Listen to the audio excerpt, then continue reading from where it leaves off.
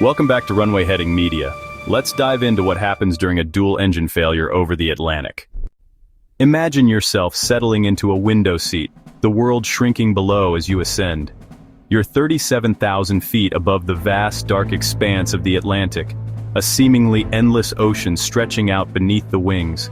The air is thin, the stars are bright, and the world feels incredibly distant. You're lulled into a sense of security by the steady, rhythmic hum of the jet engines, a constant drone that speaks of power and reliability. It's a sound you've heard countless times, a sound that represents safe passage. Suddenly, without warning, that reassuring hum vanishes, replaced by a chilling, unsettling silence. The vibration ceases, and a strange stillness fills the cabin. The impossible, the unthinkable has happened.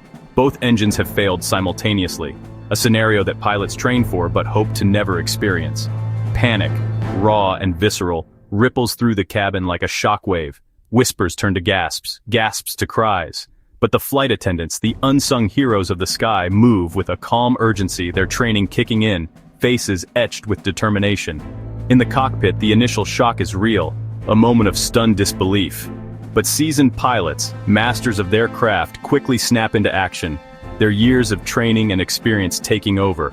They immediately begin following the emergency checklist, a meticulously crafted guide for this exact, terrifying scenario. The aircraft doesn't simply drop out of the sky, it transforms into a glider, a massive, unpowered machine relying on the principles of aerodynamics. It begins trading precious altitude for distance, each foot lost, buying them valuable time.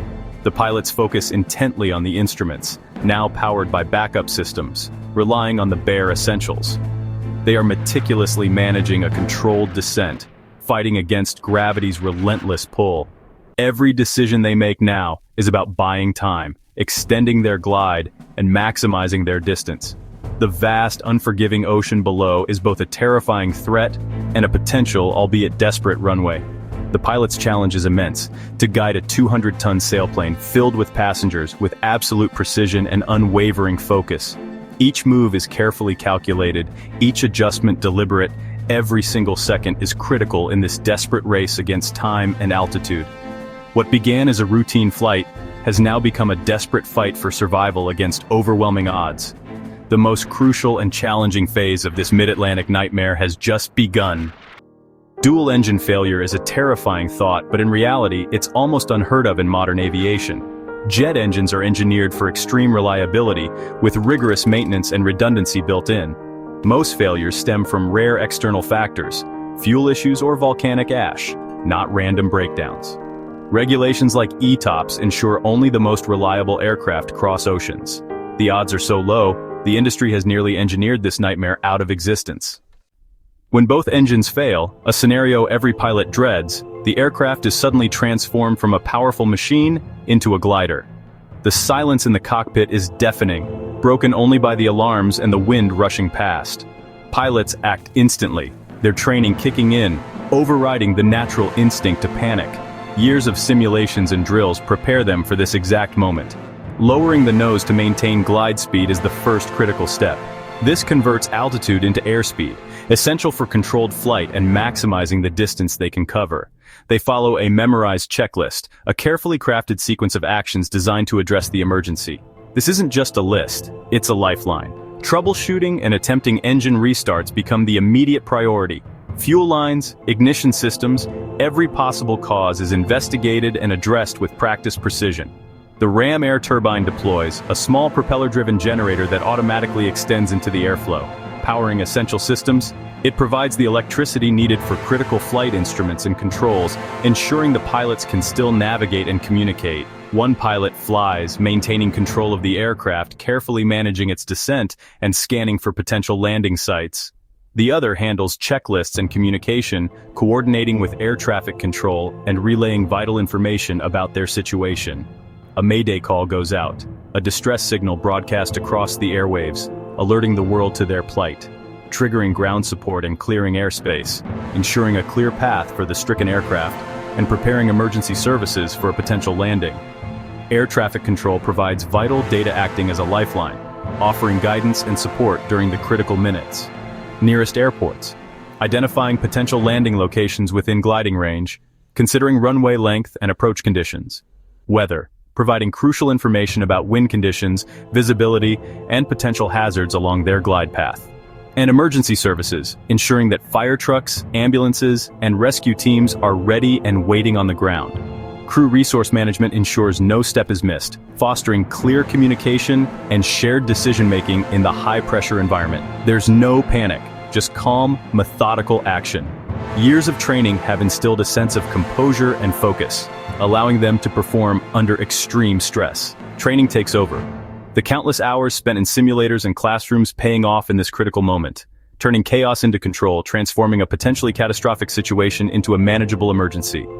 Every second is used to maximize survival chances, making critical decisions and executing precise maneuvers with unwavering determination. With engines out, the Airliner becomes a surprisingly efficient glider. A typical jet can glide about 140 miles from cruising altitude.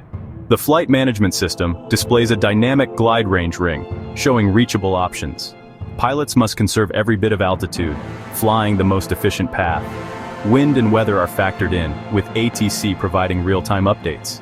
The descent is a tense countdown, about 15-20 minutes to prepare and act. Every maneuver is deliberate, every second precious. It's a race against gravity, guided by aerodynamic design and pilot skill. The pilot's biggest decision in the face of an emergency is a critical one, demanding a rapid and thorough assessment of all available options.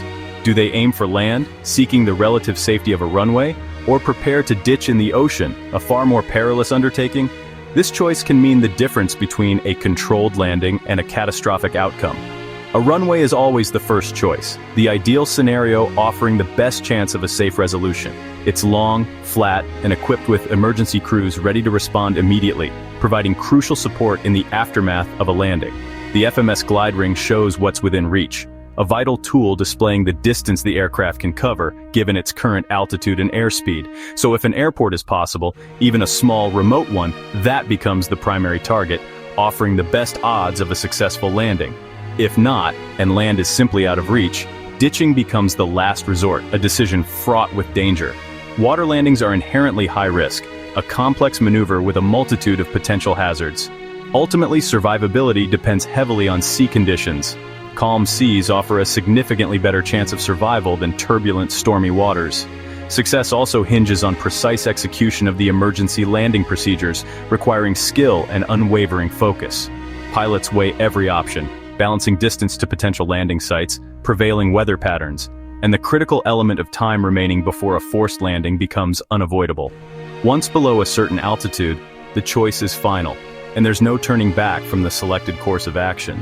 The captain's judgment, informed by real-time data, rigorous training, and years of experience, is absolutely crucial in this high-pressure situation. Every single second counts in making the safest possible call as the window of opportunity rapidly closes. Ultimately, the fate of everyone on board hangs on this single, agonizing decision, a testament to the immense responsibility placed on the flight crew. If ditching is inevitable, the crew shifts to survival mode. Passengers are briefed calmly, brace position, life vests on but not inflated inside. Flight attendants secure the cabin, point out exits, and prepare emergency slides as rafts.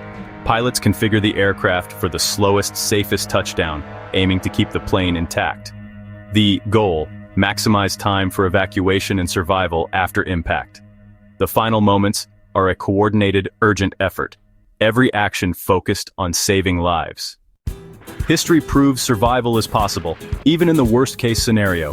Air Transat 236 glided 75 miles to safety after losing all power over the Atlantic. Everyone survived.